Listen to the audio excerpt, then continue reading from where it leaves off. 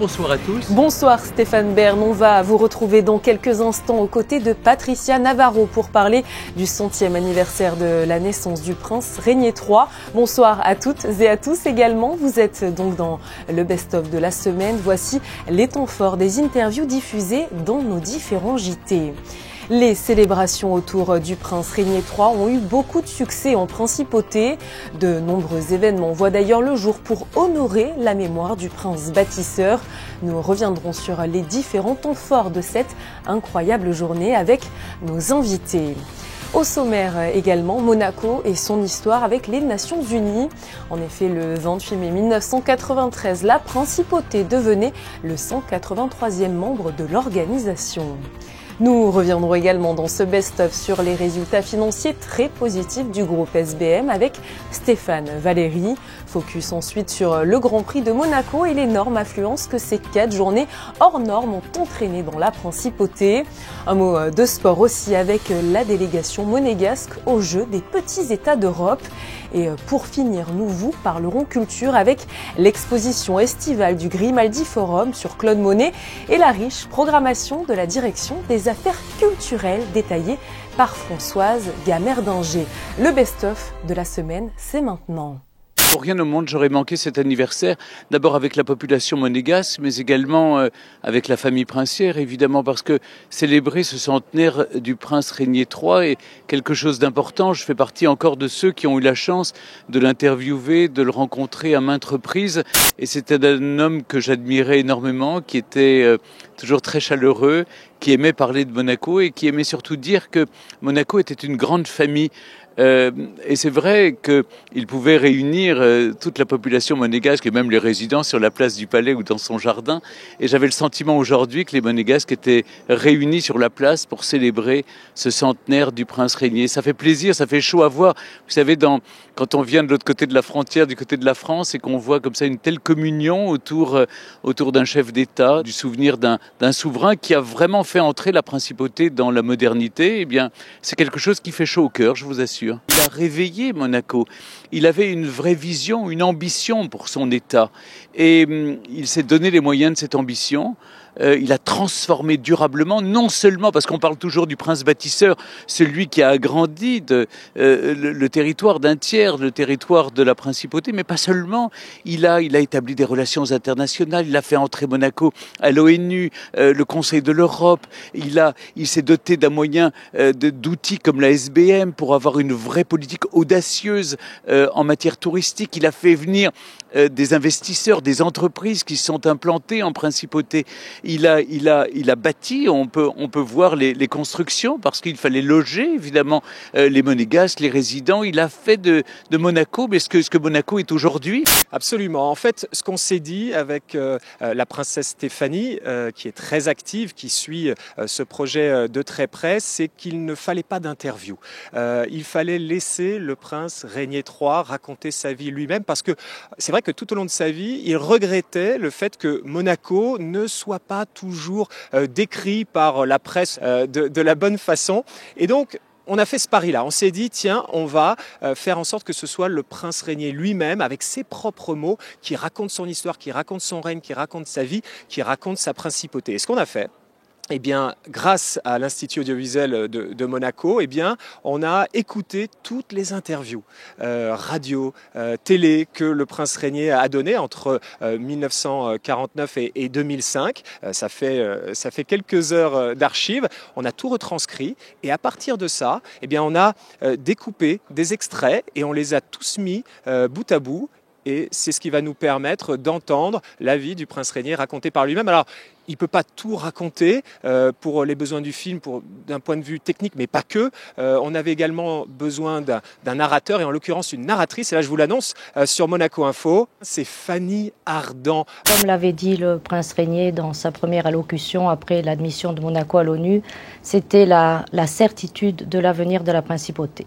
Alors, je pense qu'il faut se souvenir que la charte reconnaît l'égalité souveraine des États, mais également l'admission est prise par une décision de l'Assemblée générale sur recommandation du Conseil de sécurité. Monaco faisait partie des relations internationales. En revanche, à l'ONU, ce qui nous a énormément aidé, Et je veux rendre hommage ici à l'ambassadeur Boisson, secrétaire d'État honoraire, qui a ouvert la mission, puisqu'il était le premier ambassadeur à l'ONU, et ensuite il a ouvert également la mission auprès du Conseil de l'Europe. Donc on a été extrêmement aidés par cet engagement de la famille souveraine. En fait, pour les diplomates à la mission, c'est facile parce qu'il nous suffit en quelque sorte de suivre le leadership des princes et des princesses de Monaco.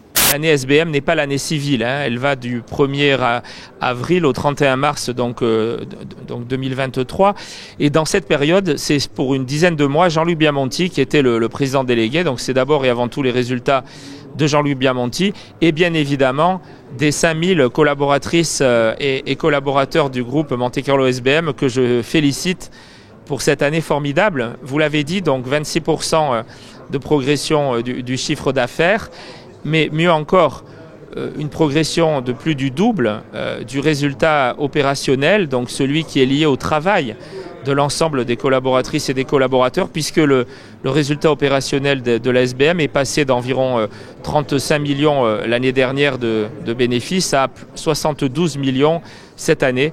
Donc c'est tout à fait remarquable. C'est le meilleur résultat, le meilleur bénéfice de l'histoire de la Société des bains de mer.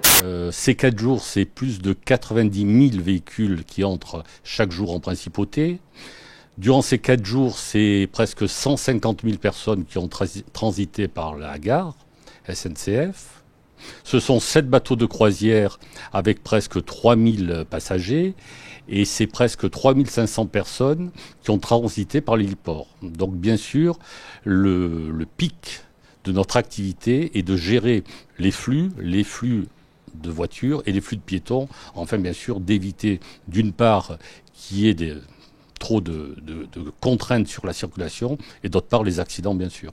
Alors le bilan global est satisfaisant et je voudrais rendre un hommage appuyé, bien sûr, aux hommes et aux femmes de la sûreté publique qui sont investis de jour comme de nuit, avec des vacations horaires qui étaient au-delà de 12 heures de travail. Et c'est quand même assez considérable dans le contexte du Grand Prix. Donc, globalement, tout s'est bien passé, mais je veux leur rendre ici un hommage appuyé, parce que lorsqu'on dit tout s'est bien passé, ça peut parfois paraître comme une évidence ou quelque chose de très très facile finalement. Non, ce n'est pas facile, ce n'est pas une évidence, parce que la préparation du Grand Prix avec les services concernés et sous l'égide de l'Automobile Club de Monaco, ce sont des mois de préparation en amont et après au quotidien, comme je viens de l'évoquer, de jour comme de nuit, c'est une implication de tous les instants. Alors effectivement, nos passagers ont eu le privilège, tout comme nous depuis quelques semaines, de découvrir nos nouvelles conditions de travail qui sont une vraie source de satisfaction. Donc l'objectif de ces travaux, il était double. C'était premièrement de retrouver des conditions d'accueil sur l'héliport qui soient quelque part au niveau de ce qu'on doit attendre en principauté.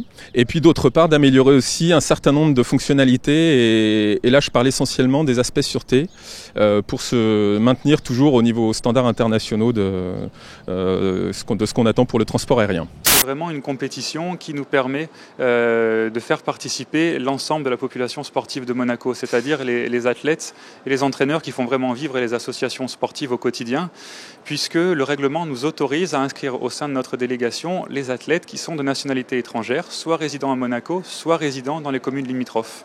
Et donc par ce fait, ça nous permet vraiment d'avoir un contingent, comme vous l'avez dit tout à l'heure, qui est très élevé, plus de 90 athlètes, et surtout donc de refléter vraiment la vitalité sportive de la principauté, ce qui est une bonne chose. Cette exposition, elle se situe dans un espace de 2500 m² et un espace qui est totalement vierge. Les possibilités du Grimaldi Forum sont immenses et elles nous ont permis de réaliser, de produire, d'imaginer un projet qui, à ma connaissance, n'a pas d'équivalent. Alors il n'a pas d'équivalent, j'allais dire, dans le nombre d'œuvres qui sont présentées, une centaine de peintures, dans la variété des provenances, une trentaine de prêteurs. Les œuvres viennent du monde entier, mais aussi dans la manière dont nous aurons de les montrer, de les accrocher et également de partager avec le visiteur. Nous aurons une grande exposition estivale organisée par la Direction des Affaires culturelles, à savoir le Prince Régnier III, Prince bâtisseur, une vision pour Monaco. Et également dans le cadre des commémorations Régnier III, nous avons donc mis en place un chemin des sculptures Régnier III qui permet de découvrir toutes les œuvres d'art qui sont installées en ville depuis des années et qui constituent un véritable musée à ciel ouvert et qui sont à la vue du public, qui pourra ainsi, grâce à un QR code, découvrir non seulement l'artiste, mais aussi l'œuvre en français et en anglais, et qui dirigera aussi le promeneur à la sculpture suivante, sans qu'il se perde dans les méandres des rues de Monaco. Le chemin des sculptures qui est accessible depuis ce 31 mai dans les rues de la Principauté, alors profitez-en. C'est la fin de ce best-of. Merci à tous pour votre fidélité. On se quitte avec le flashback des événements de la semaine. Passez une très belle soirée, on se dimanche 4 juin. Et encore une fois, bonne fête à toutes les mamans. À très bientôt.